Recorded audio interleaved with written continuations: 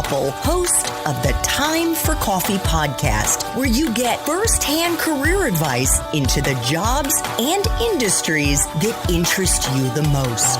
And before we start today's show, I have a quick favor to ask you. If you haven't already, I'd be incredibly grateful if you give us a rating and a review on iTunes. And if you're like me, you need to do it now because you'll forget later and because it's the best way to help others who may be in search of career advice to find this free resource. So press pause if you haven't done it and do it right now. I'll wait. Thanks so much and enjoy today's show. Hey there, Java Junkies. Welcome back to another episode of T4C.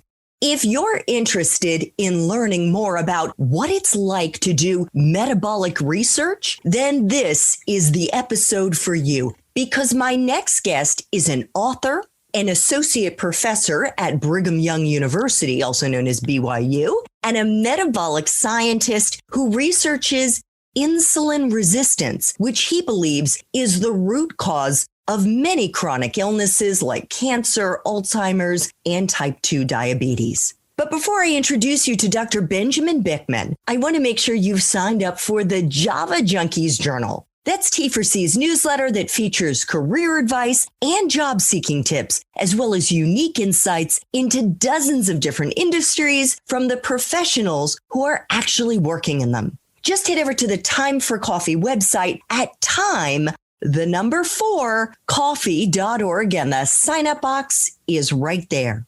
Now, my Java lovers, please grab your mug and take a chug of your favorite caffeinated brew, because it's time for another caffeinated career conversation. And my guest is Dr. Benjamin Bikman, an associate professor of physiology and developmental biology at BYU. Dr. Bikman is a renowned metabolic research scientist who has contributed to dozens of academic journals, as well as presenting at numerous professional talks, focusing on insulin resistance and how the body can prevent chronic illnesses. In 2020, he co-founded Insulin HQ, which is a coaching service aimed at reversing type 2 diabetes and helping those with insulin resistance to get healthy. And in July 2020, he published his first book entitled Why We Get Sick: The Hidden Epidemic at the Root of Most Chronic Diseases and How to Fight It. Actually, I think it's of most chronic disease and how to fight it, which dives deep into why insulin resistance is so prevalent and why it matters. Dr. Bikman, Ben, welcome to Time for Coffee. Are you caffeinated and ready to go? I'm ready to go. Thank you so much. I'm delighted to be here. Well, I am delighted to have you. And I know you're a Mormon, which means you don't drink coffee. But how do you feel about coffee and the way that it affects our insulin levels and our metabolism? Is it a good thing or not? Yeah, that's a great question. I would say it's a neutral thing because there are some things that we would say are beneficial and some things we would say are not. People commonly only look at coffee through the lens of the brain and the central nervous system effects. And it's not the immediate stimulant a lot of people think. In fact, studies that have tracked the perception of energy in someone before and after coffee or with or without a placebo, it's a very modest, if any, thing. So most of the perk that someone gets from it is going to be just because of the habit and they enjoy this experience. And the caffeine is an addictive drug. And I don't mean to say that in some illicit, terrible way, but it is a chemical that we become very adapted to, which drives us to want more. Now, as a metabolic scientist, I look more at outside the brain. I'm interested in what caffeine does to fat cells, which people would say is a good thing. And that is the caffeine induces or activates lipolysis, or the breakdown of fat.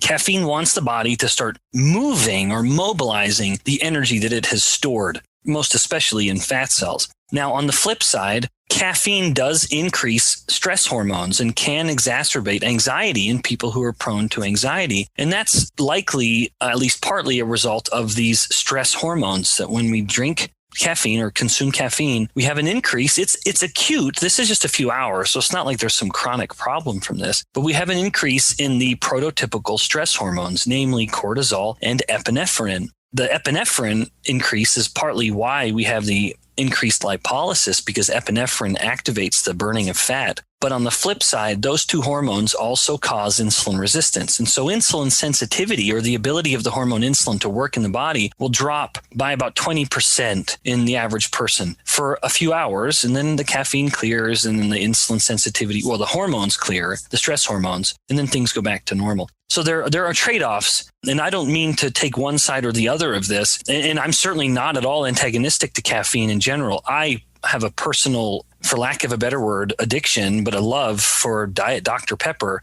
But I sense that addiction in myself, and really just try to control it to only allow myself to have a couple a week, or similar. So I'm not speaking evil of caffeine in general. There are good things that seem metabolically beneficial. There are aspects that are metabolically negative. And then we just have to weigh the pros and cons.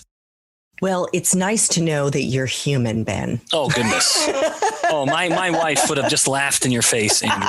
Yes, I am. Well, we're all human. I think that's just the reality. Yep. So before we get into what you do as a metabolic research scientist, as a cell biologist, I thought we might kick things off by giving our listeners a quick 101 on what insulin is and what insulin resistance means. Mm-hmm. Yeah, that's a great place to start. So insulin is a hormone that we make from our pancreas. The pancreas is a little gland that's just tucked underneath our stomachs. And everyone is making insulin all the time, unless you are type 1 diabetic. And type 1 diabetes, that's a disease of the destruction of those insulin-producing cells. And so that's a person who has to take insulin by needle injection. And you need insulin. You will die without it. Insulin affects so many aspects of, honestly, literally, and I don't use that word liberally the way the kids do these days. Insulin affects literally every single cell in the body. And so it's not hard to see why it is so essential.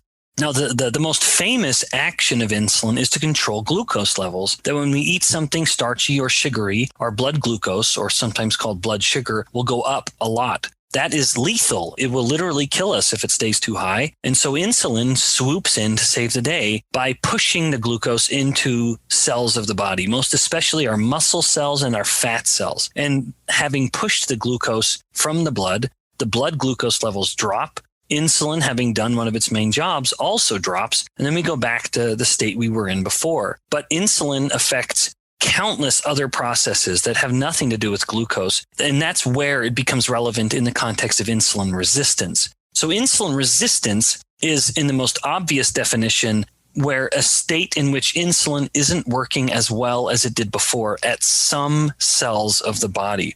Now, I'd mentioned the muscle cells. Muscle is the main consumer of glucose. When glucose levels go up in the blood, it's mostly the muscle that takes that in because insulin pushes it in. Well, when the muscles become insulin resistant, now insulin's trying to shove the glucose into those muscles, but the muscles don't respond. And so the glucose levels stay high. And now the high glucose levels starts to basically turn the person into a type 2 diabetic. Now, however, some of the body's cells respond as well to insulin as they ever did. And one example of this is a certain type of cell in ovaries in women called the theca cells. And the theca cells are the cells that produce estrogens for her body. And a normal ovulatory cycle in a woman requires a huge increase in estrogen levels in order to ovulate. But if you don't have that big increase in estrogens, you have no ovulation. And insulin always inhibits that production of estrogens.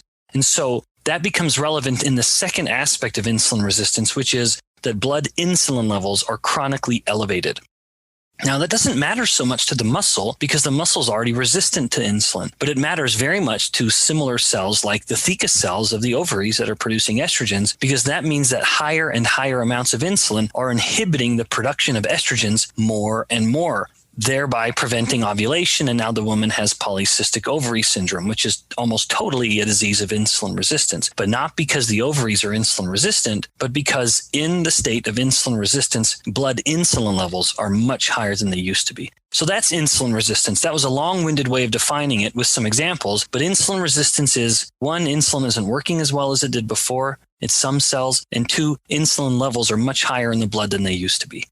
Okay. Wow. That was a super thorough response. Thank you. Just quickly, I realize you mentioned both type 2 diabetes and polycystic ovaries. But for our listeners, for university students, let alone those who are older, who are listening right now, why should they care if they have insulin resistance or if they might become insulin resistant? Yeah, so the easiest way to start this is with the people on the older end of the age spectrum, which is every disease you're afraid of is essentially going to be impacted, if not totally caused by insulin resistance. And this encompasses a very broad range. We just published a paper looking at how in Alzheimer's disease, the brain fundamentally can't use glucose very well because it's becoming insulin resistant. That's what connects insulin resistance to Alzheimer's disease. So that is one of the most terrifying diseases that everyone has. So that's one where your insulin resistance is going to make it much more likely that you'll have Alzheimer's. Insulin resistance makes it much more likely that you will get breast or prostate cancer, and also hypertension and heart disease, fatty liver disease. These are all related and very diseases of concern to us as we age. Now, on the younger end, to these seemingly immortal and bulletproof 20-year-olds, I would say a few things. One, the bill always comes due. That these habits that you're engaging in now, while you seemingly can stay effortlessly lean, it will always catch up.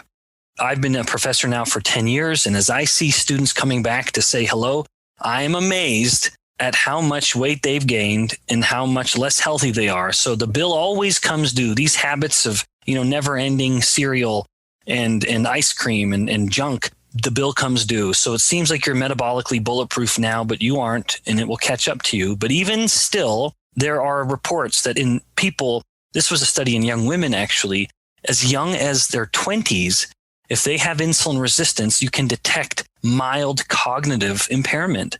While you are learning and spending a horrific amount of money or your parents' money getting a degree, hopefully in something that matters, you need your brain to be working well. That is your moneymaker. That is your primary investment at the moment. You need it to be working at its best. And if you are insulin resistant and you're getting there, and it's more subtle than you think, you are hurting your brain's ability to learn and understand concepts. Not to mention, in young women, you will be driving infertility, not that you maybe care yet in your early 20s. In young men, you will be driving erectile dysfunction, or rather erectile dysfunction is considered one of the earliest symptoms or manifestations of insulin resistance. And these things will matter. Again, maybe you're not thinking about fertility yet. I suspect you will soon. Regardless, PCOS is a very uncomfortable situation that has beyond fertility. It's a painful thing. And of course, erectile dysfunction in a man, that problem speaks for itself. So without talking about food groups, what are the substances that cause insulin resistance? Yeah. What are they at their most base form?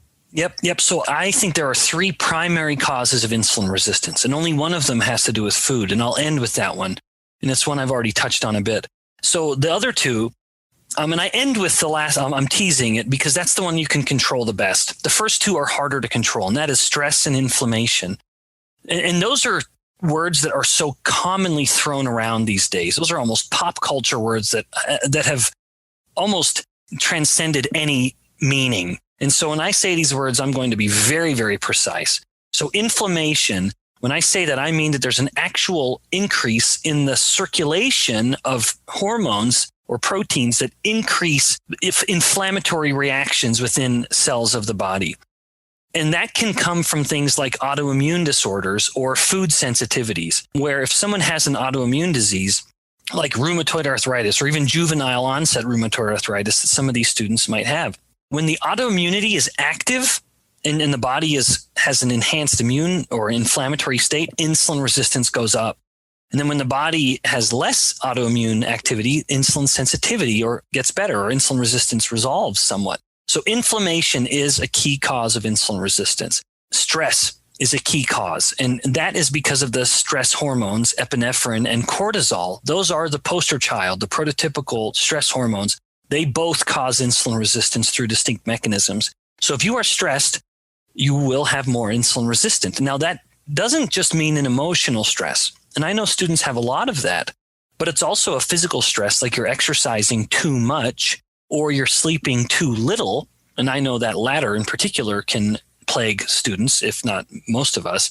But also I very much am empathetic to the emotional duress that students experience. I vividly remember, in my early 20s as a student, the kind of early, I call it an early life crisis that I experienced nearing the end of a degree, my bachelor's degree, and then wondering, what the hell am I going to do with this degree? And I had just gotten married and I was anticipating this life as a family man. And I thought, there are going to be demands of me as my wife and I at the time or even fiance, we were kind of very traditional, and that I would be the breadwinner and she would be the homemaker. And the weight of that future responsibility really settled on my shoulders. So I'm very empathetic and genuine when I mention that students experience stress. That's a stressful time of life when you're trying to discover who you are. You are in your decade of decision where the most important choices of your life will be made in that window of time from around 16 to 26, who you're going to marry, what you're going to study like as a job. Those are kind of, and a few others, what to do, starting a family, big decisions. It's a stressful time. So another cause of insulin resistance. And the last one, the one that you can control the best, because it's hard to just control inflammation. It's hard to control stress. And that is insulin levels themselves. And now it comes to food. If someone is living a life that is constantly pushing their insulin levels up, the body will start to become resistant to that insulin. And that is reflective of a fundamental biological principle, which is too much of a stimulus results in a resistant to that stimulus. For example, something as benign as coffee. The first time a person drinks coffee, they have a remarkable response to it. And there are diminishing returns. Now they need more. And what used to be 1 cup of coffee would satisfy them. Now it's 3. And that is, and I'm not throwing coffee under the bus at all. That is just an easy example of a fundamental truth. We see this in any substance can induce this kind of resistance. So what are the foods that you would say are the prime offenders when it comes to pushing your insulin up? Yeah, that's right. Yeah, so that's definitely the second part of this. So if chronically elevated insulin is a primary driver of insulin resistance, what is it that's causing the chronic insulin? And that is the incessant consumption of refined carbohydrates, where we have been told that we should eat, 5 to 6 little meals per day. And we've been told that we should have the bulk of our calories coming from carbohydrates. That's a wonderful... I'm sorry to interrupt there, because I know that there are good carbohydrates. For example, those in beans and in vegetables. Could you just spell out what you mean when you talk about the carbohydrates that are bad? That's a great question. At its simplest, it is, if a carbohydrate comes from a bag or a box with a barcode, it's one to be very, very careful with. So this is going to be cereal and bread, crackers, pasta. But fruits and vegetables or lentils, those you can eat ad libitum. You can eat those freely. You almost can't eat too many. Now, you could theoretically eat far too many apples, and because apples are kind of sugary. But for the most part, if it's fruits and vegetables and lentils, eat them, enjoy them liberally. There's no reason to scrutinize or control them in any amount. However, it's those refined carbohydrates, again, that come from bags and boxes with barcodes. If you are eating those, it goes a little something like this, where overnight, as you've been sleeping, insulin has finally come down. The body's becoming a little more insulin sensitive. We go into a higher state of fat burning, which is something I haven't touched on at all, how insulin controls the fuel we burn. Insulin's low, the body is in a higher fat burning state. And then what do we do, especially undergraduates? we eat a big sugary, starchy breakfast because it's 2 bowls of cereal and it's a cup of orange juice. That's just pure sugar. And so we have our glucose levels that spike to remarkable levels. Insulin has to come up as well to try to protect the body from that glucose spike. And then about 3 hours later or so, it has crested and it's now coming down. And wouldn't you know it, now we're hungry for our mid-morning snack. And so we get another starchy or sugary snack or a sugary coffee. And once again, we've bumped the glucose and insulin back up. And right as it's about to come down, we have a big starchy lunch and then our afternoon snack and then dinner and an evening snack. And so we are spending almost every waking moment and well into some sleeping moments in a state of elevated insulin. And that is driving insulin resistance. And it's preventing us from burning fat because when insulin's high, the body's in sugar burning mode, not fat burning mode. Ben, I have this discussion, or I've had this discussion with my now 17-year-old son for years. And he has dismissed me out of hand as being an extremist, crazy woman when I tell him that the cookies, the brownies, the Cheez-Its, the whatever, I say the sugar is poison. It is poisoning his body. He's like, Mom, you are whack. Yeah. What do you say? Yeah, well, Mom is not whack. Earlier, I'd mentioned that young teenagers and student undergraduates think they're metabolically immortal, but it always catches up. And these are foods that are in no way helpful for growth or good health. There is nothing from those Cheez-Its, the goldfish crackers, the bread, or whatever that the body needs. There is zero biological need for carbohydrates in a human. Now, I'm not saying don't eat them. I'm not saying that. But strictly speaking, humans have a biological need for certain fats. We must eat them to survive. We have a biological need for certain proteins. We must eat them to survive. There is no such thing as an essential carbohydrate. So we shouldn't let that be the basis of our diet. Not that we don't eat them, but for a young growing individual, I would just say we need to make sure our kids are eating fat and protein. What is the downside, though, of eating, let's say, 40 teaspoons of sugar a day? Yeah. So they will probably have much more acne because of it, because bacteria, and acne is a bacteria, feed on glucose. That is the only fuel bacteria can use. Students might also have, this would be more of a problem for girls than boys, but much more urinary tract infections, because once again, bacteria feed on glucose. And if your glucose levels are always high, you're spilling it into your urine, feeding those bacteria. And then you might be driving some subtle problems that you're not seeing with the naked eye, which would be fatty liver disease. You can have young people with fatty liver disease because they're drinking so much juice, or they are eating so much sugary junk food or starchy junk food. Because, Cheez-Its and crackers, they don't have a lot of sugar, but they have just pure flour, and flour is immediately metabolized into glucose.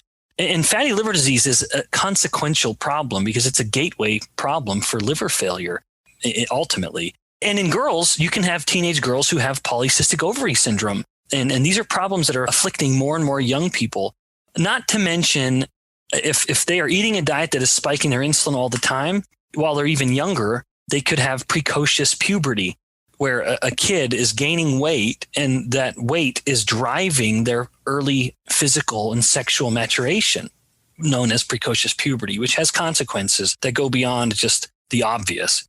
I could keep talking about this all day long, but I know our listeners want to learn more about what you do in your day job, or at least one of the day jobs that you have. Your title is Associate Professor and Metabolic Research Scientist. What is a metabolic research scientist, Ben? Yeah. So, you know what? Let me actually also mention, this is a little outside your question, but my rank currently is Associate Professor. And a lot of people don't know that there are ranks within academia. We just say I'm a professor. Most people aren't, although I will be next year. I'll probably get that last rank. But when a professor is first hired, professor is hired at the rank of assistant professor.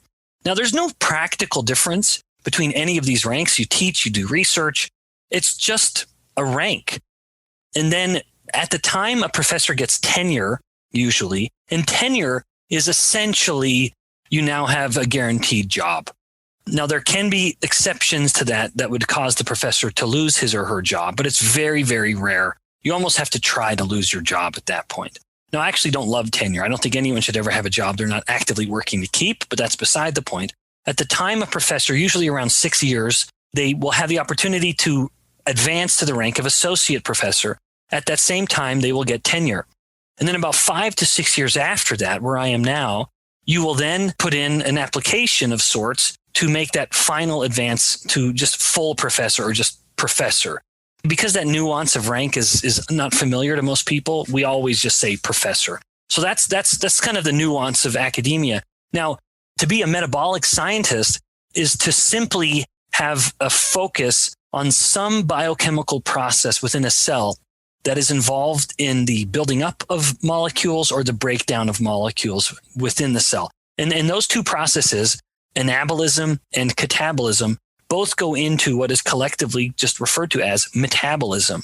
My focus is essentially studying how insulin, the little modest, humble hormone insulin, affects those reactions.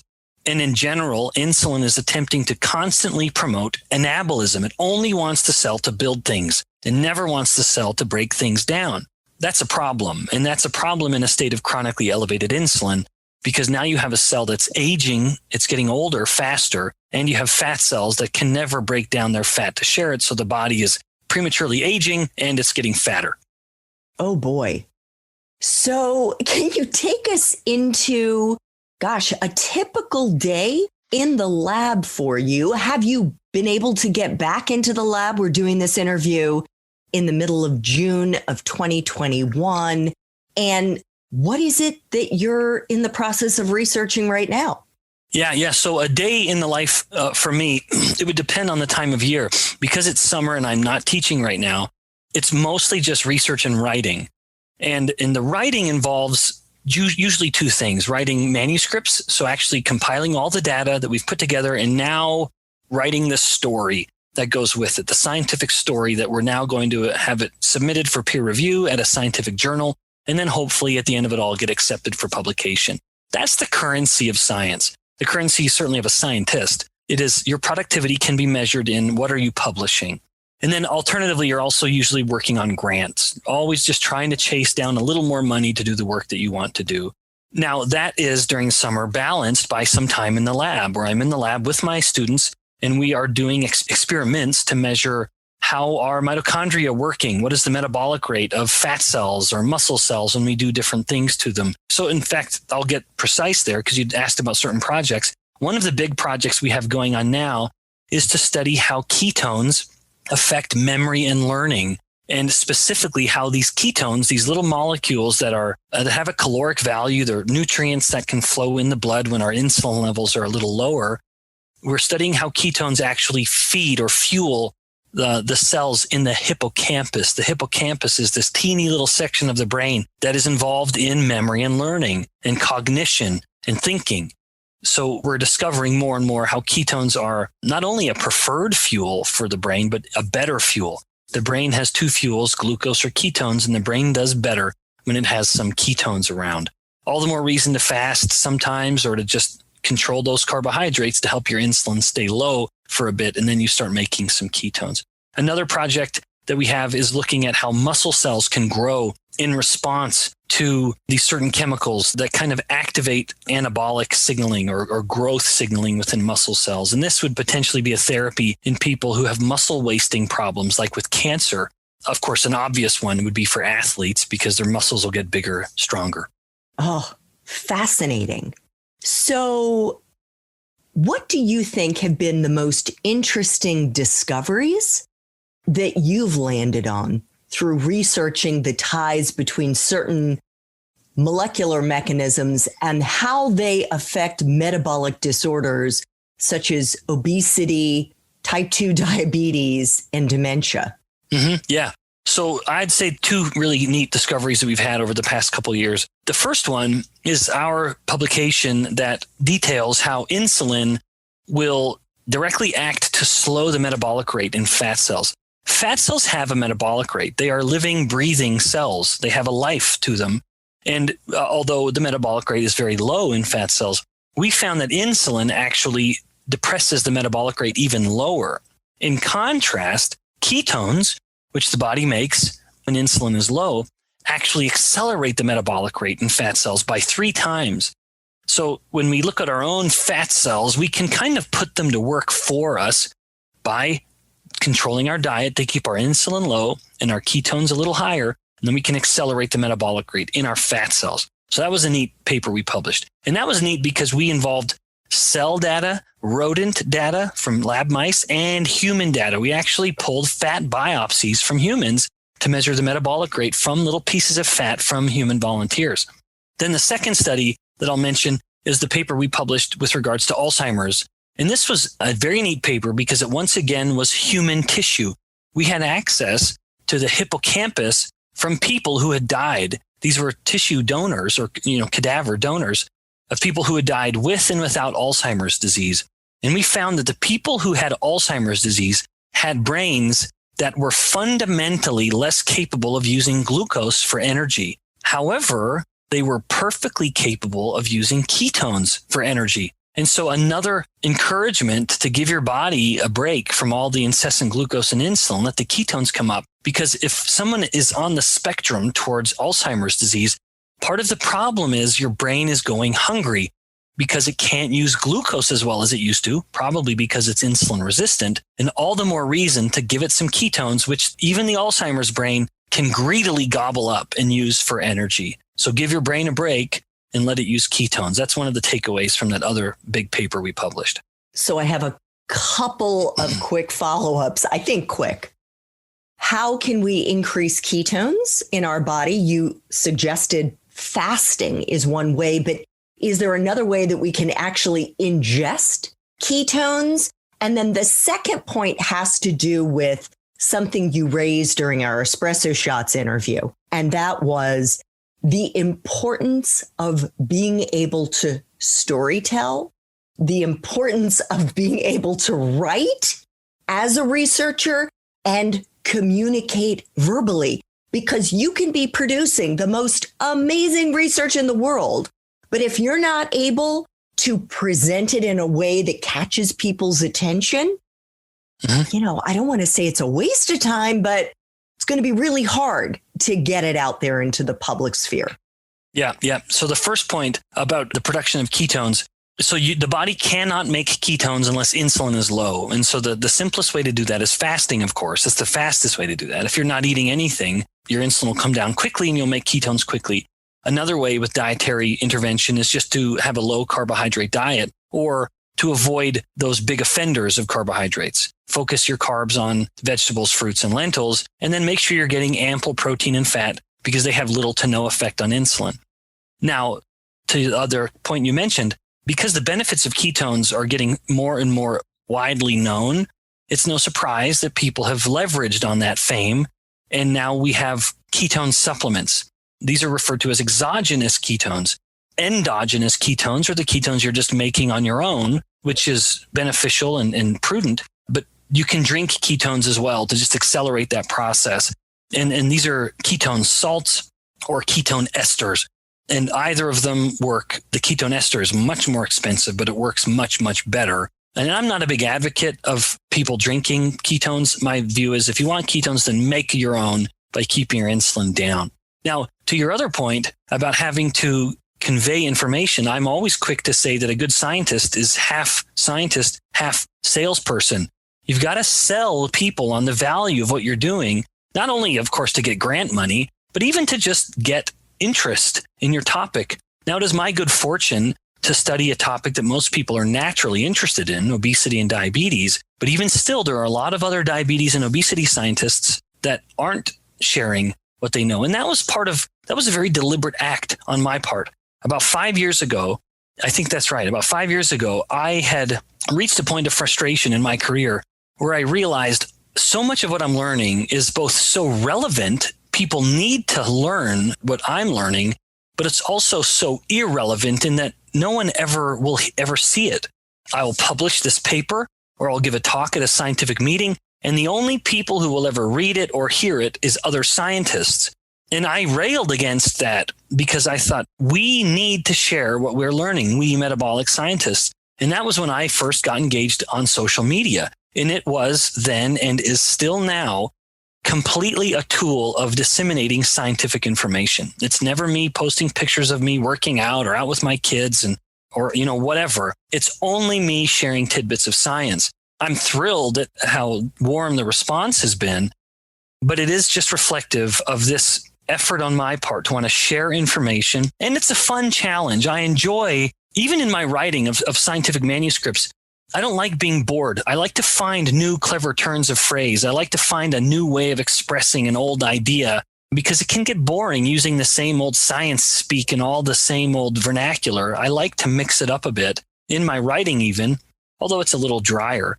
But then I can certainly get a little more colorful in my expression or, these little tidbits that I do on, say, Instagram or similar. I like being able to convey that. And as you said, you have to have a bit of an entertainer aspect in you to do it well.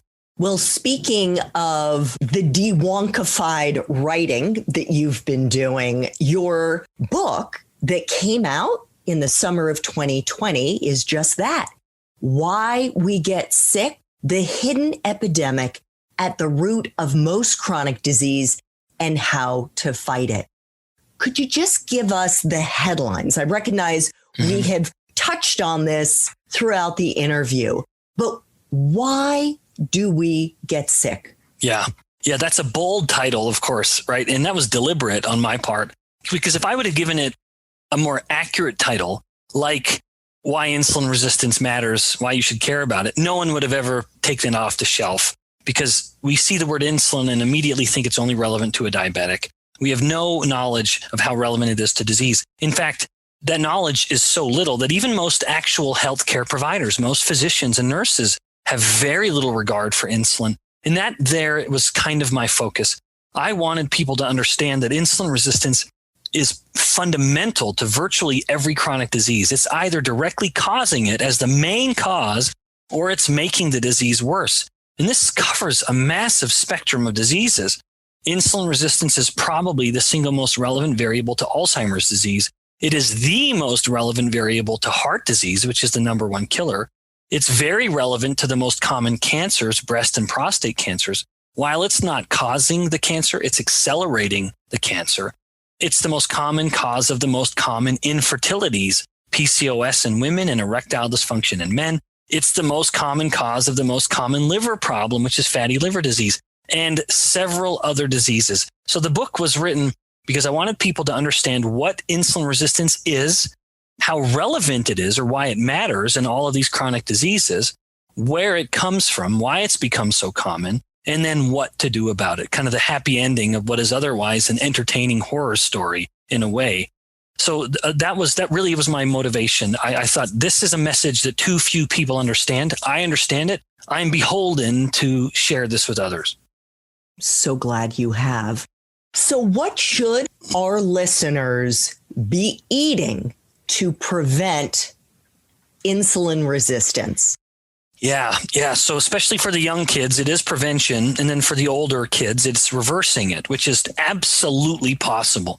So on the extreme end of insulin resistance, you have type 2 diabetes. This is when the insulin is working so poorly now in their body that they just can't keep their blood sugar in control anymore. Now the blood sugar goes up really high and now they have type 2 diabetes. Even type 2 can be totally reversed by changing lifestyle. It is a lifestyle problem. Insulin resistance is a dietary problem. So the pillars, I would say there are 4.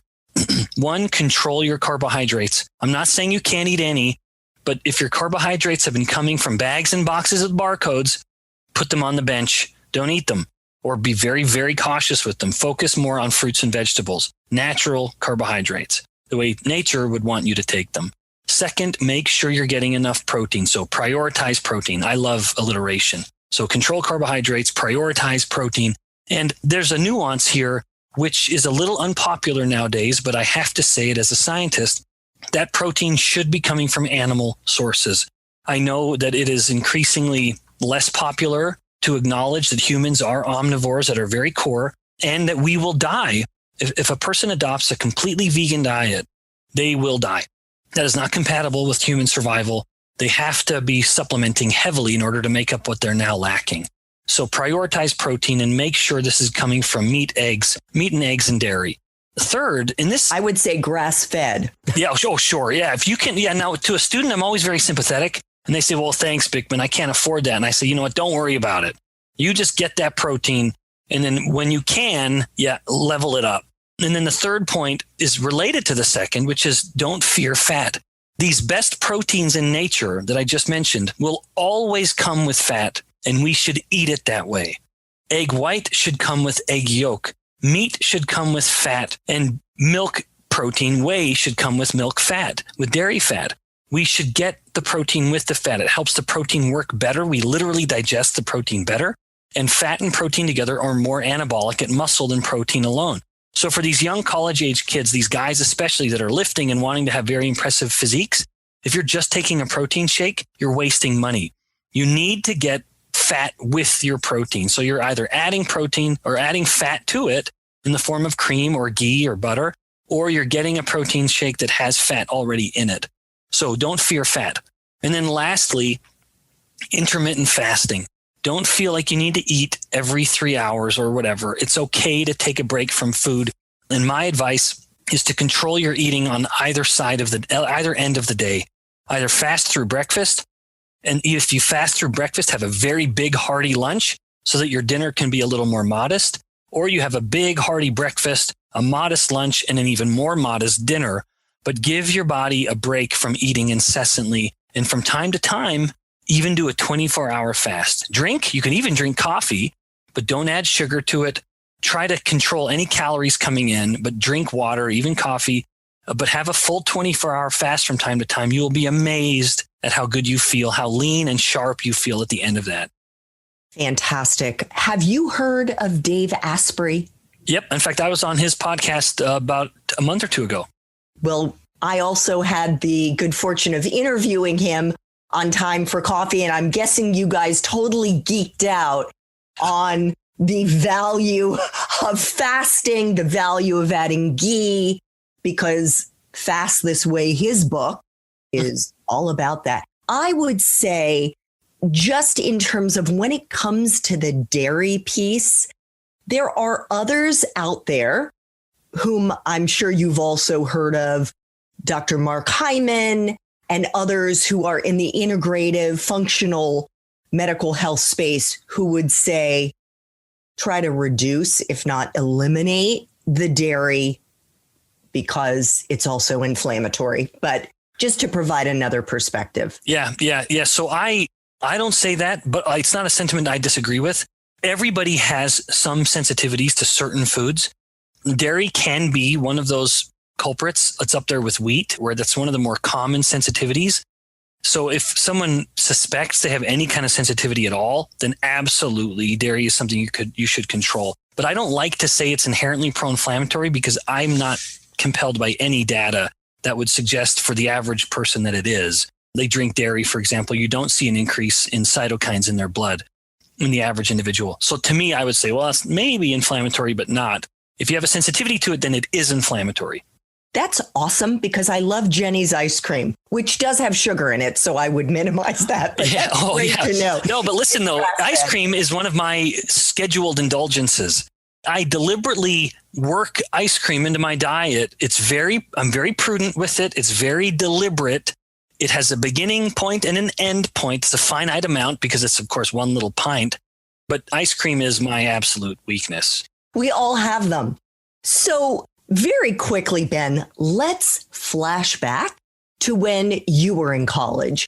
You went to Brigham Young University, where you got a Bachelor of Science in exercise science. Mm-hmm. Did you know what you were going to do with that degree when you graduated? Oh, my heavens. This is such a long answer, and I give such long answers all the time, so I'm going to really make it brief.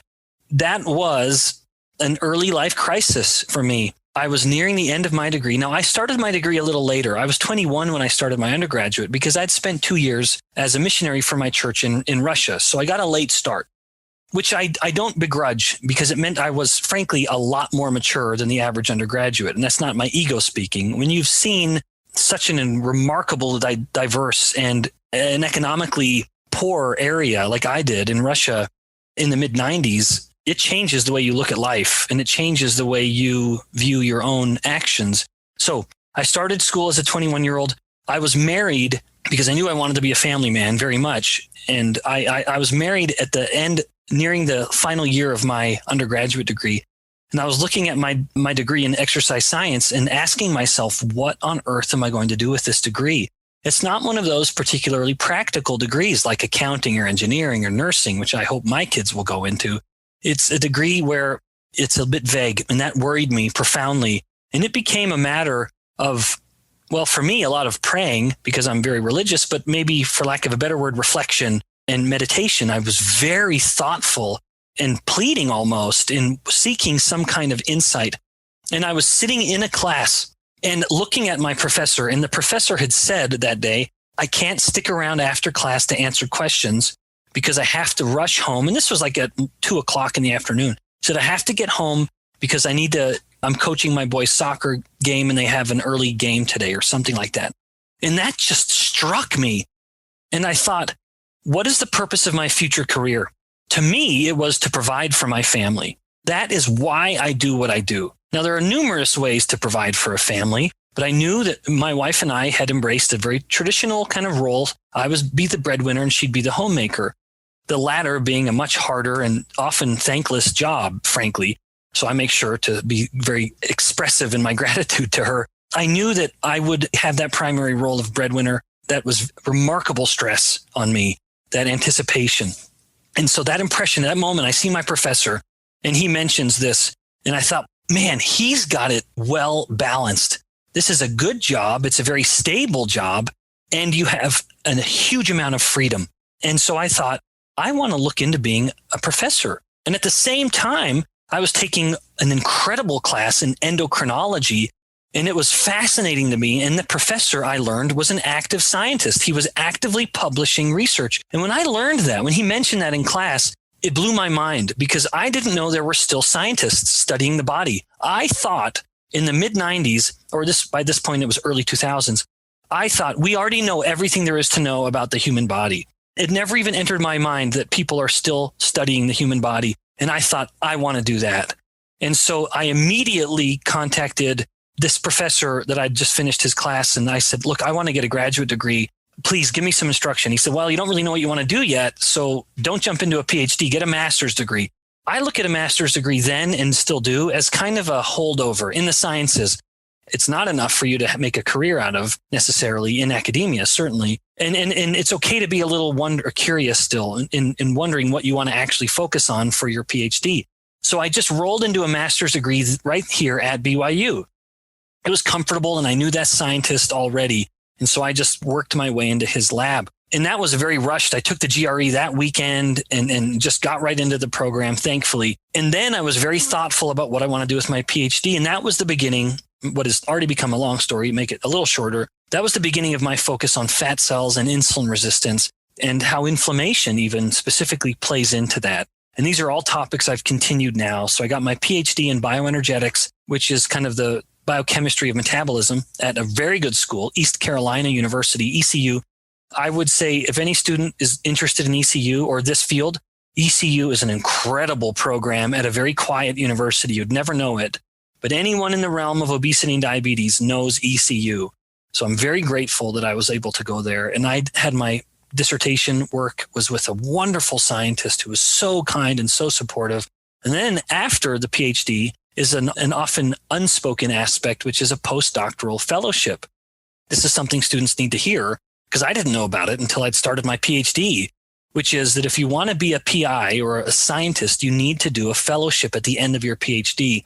I did my postdoctoral work with Duke University, but it was the Duke campus that is located in Singapore, this beautiful tropical island, very well developed, very beautiful. So I moved my beautiful wife and our little baby to Singapore, which was nerve-wracking. You know, I am taking my wife and our little family around the world. And we lived there for about 3 years, and it was incredible. We loved it. It was magical there. We had our second daughter was born there. And then at that time, BYU came knocking. My old alma mater said, hey, we have an open spot. We would love to bring you back to study diabetes and obesity. And we had such an affection for BYU. My wife is from Utah. And so it was comfortable, familiar stomping grounds. And so we moved back here 10 years ago, and we've been here ever since. How fantastic. Well, you see, the pieces have fallen into place. Yeah. Now, you know what, though? Let me just say to those students, and it's almost like I can see my own students as the audience here. You are in that decade of decision, and these decisions matter. And so you should be thoughtful about them and talk to people about these decisions. Talk to your professors, talk to people in the field you're interested in going into. Don't try to figure this out on your own. That was my biggest problem, where I was having my early life crisis, and to varying degrees, I think many students will or do. I tried to keep that burden on my own shoulders, and I ought to have earlier sought insight from people. So be liberal in reaching out to individuals, either on your campus or outside of it, in the field you want to work in. Don't try to just figure it all out on your own. And if you don't know what field you want to go into, and maybe even if you do, I would be honored if you would follow me on LinkedIn, because that is what I do. Try to help young college students who are confused figure it out. 2 final questions for you, Ben. Could you share a time in your professional life when you struggled, and maybe that was it when you were still a student, but perhaps as a professional at the bench, maybe you failed or flopped, which scientists do over and over again. And most important here, how you persevered, and if there was a lesson that you may have learned in the process. Yeah. So there are countless little failures. That is the nature of science. Constantly trying to prove a theory false. Sometimes you prove it false, frankly, and you get a little bummed. You get disappointed, or the experiments just don't work. That certainly has happened. So maybe the biggest crisis happened when I started my PhD. I actually started it at the University of Colorado in Boulder, and it ended up being a terrible experience. And at the end of that, the individual in whose lab I was working essentially told me, hey, you're not cut out for science. You need to just quit. It was very direct and very disheartening, because I'd never been told I was a failure. I'd never encountered that kind of defeat.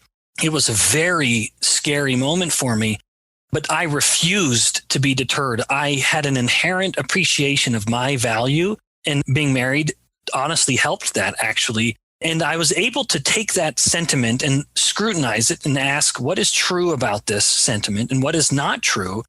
And I simply rolled into another graduate program at ECU, and it couldn't be happier that it worked out the way it did. But that was an opportunity to just leave the field and say, all right, fine, I'm not cut out for it. But I knew that I was. And so I guess the lesson there and my encouragement is, if you've got that conviction and confidence, and you have to have that confidence in your capability, then don't be deterred. Thank you so much for sharing that. Final question. If you could go back to university, back to BYU, which is where you are, but as a student, and do it all over again, but based on the wisdom you have right now, what advice would you give yourself? Oh, that's a great question. You know what? I would say it'll all work out, because I was so scared. I was so uncertain. And really, I wouldn't for $1 million go back to that kind of uncertainty. And I had no idea of how well it would work out professionally, because I do love my job. I love that I study something that people care about. I love that I have a way of sharing that information with people. And I couldn't imagine doing what I'm doing now back then, 25 years ago. My only advice, it's not really advice, it would have just been encouragement, which is it'll all work out. What a wonderful note on which to end.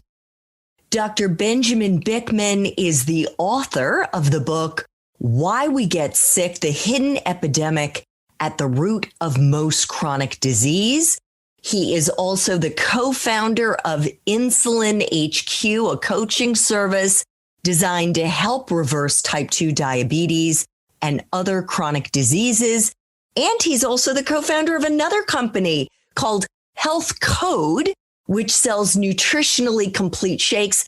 We will have links to all of the above in show notes. We didn't even get into how he became a co-founder of these companies, but it just goes to show you, you cannot predict where and how your professional life is going to continue to evolve. And perhaps we can have you back, Ben, to talk about the companies at some point. I want to thank you so much for making time for coffee today with me and the T4C community. This was fantastic. My pleasure. Thanks so much. Thanks so much for listening to this latest episode of T4C. And if you're interested in learning more about my coaching services for confused college students and recent grads, feel free to check out the Time for Coffee website under the coaching tab at time4coffee.org or text me at 202-236-5712. That's 202-236-5712.